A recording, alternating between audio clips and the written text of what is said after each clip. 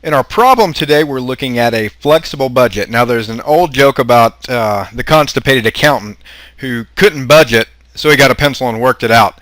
We're not going to be working anything out with a pencil today. We're going to be in Excel using a spreadsheet to do all our budgeting. And all a flexible budget is a planning document that shows what our variable and fixed cost would be at different levels of activity. And normally on these problems, you can kind of see here, they're going to give you 3 or 4 different levels of activity and tell you to develop a budget that will show the cost for every one of those levels. It's really not that hard at all. If you look at the high-low video we made for high-low methodology, the cost formula hopefully looks a little familiar to you.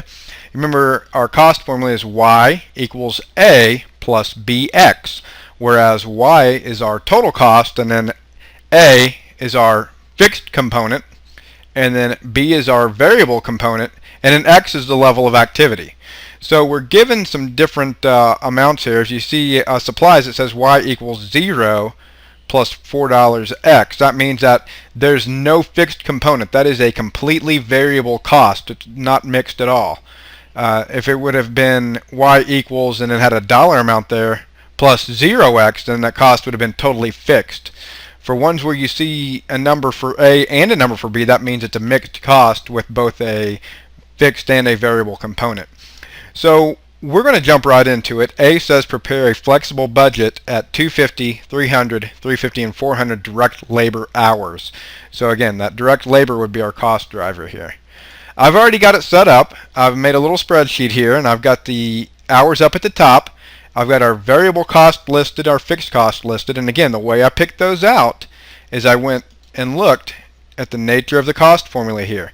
Supplies has a amount for the variable component, so I plugged it in for the variable.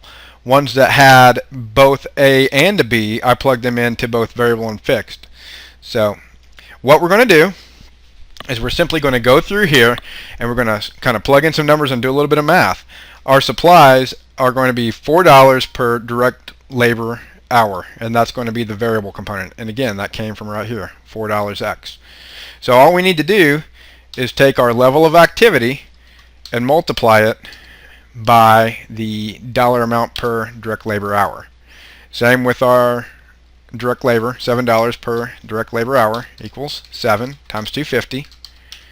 And we're going to do utilities, 540 times 250. And again, that all came from the information in the problem, B of x. B is the variable component. So that's what we're picking up there. I'm going to go ahead and do the math on the other parts of it, 300, 350, and 400 direct labor hours. Okay, we've got our math done at the top, and all I've done is I've taken the per direct labor hour amount and multiplied it by the level of activity for every single possible level of activity we would have. We're going to move down to fixed cost, and all we have to do here, we really don't have to do any math because our fixed cost, remember, are going to stay the same regardless of the activity level. So all I really have to do is come pick out the fixed cost component for direct labor. The A part is 500, and I can plug in 500 all the way across, so I don't have to do any math. It stays the same regardless of whether we make 250, 400, or 1,000, or whatever the number might be. So we'll pull our fixed cost component of utilities, 350, and rent, 450. Notice on rent that it doesn't have a variable component to it.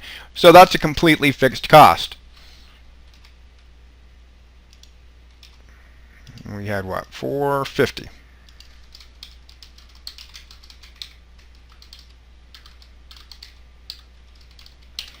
And then advertising, we'll go back and get that. 75 on that one. And that one's also fixed. There's no variable component.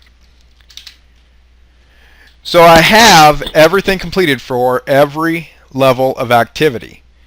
Again, all these numbers came from our cost formula that was given in the problem. So now I'm just going to add up to get my total cost on every possible level of activity.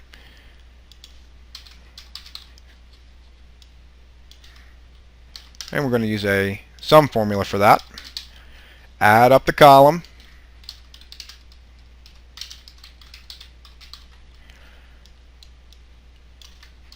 So there you have it. Our total costs are going to go up as our level of activity goes up, and that's because of our variable costs up here. Our fixed costs stay the same regardless of how much we make within that relevant range. So what we're going to do in part B, it wants to know a cost per direct labor hour. So I'm going to take those total costs and divide it by the total activity level on every one of those levels, and we get a per direct labor hour amount.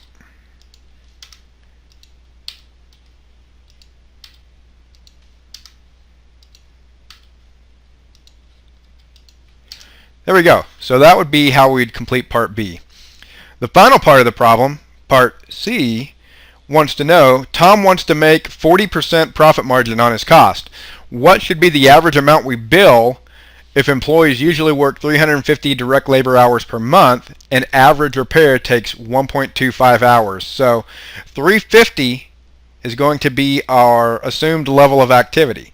So we're going to go back and pull our cost at 350, $20.33 per direct labor hour.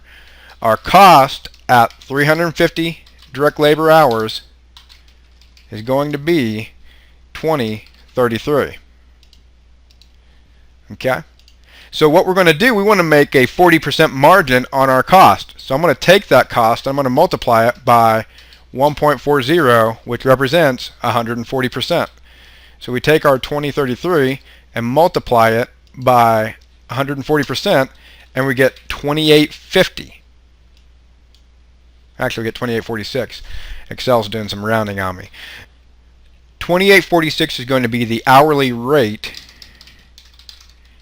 that we should charge. Now, it takes us an hour and a quarter to do a repair. So what I'm going to have to do now is come up with a kind of an amount per repair that we're going to be billing a customer. I'm going to have to take that hourly rate and multiply it by 1.25 hours per repair. And that's going to give me the amount that I should be billing an average customer. So what we'll do, we'll take our 2846, multiply it by 1.25, and that's our answer for C. $35.58 is the amount that we should be billing our customer per job. That's how we handle a flexible budget. One of the easier things we're going to do in here, especially if you use a spreadsheet to take care of it.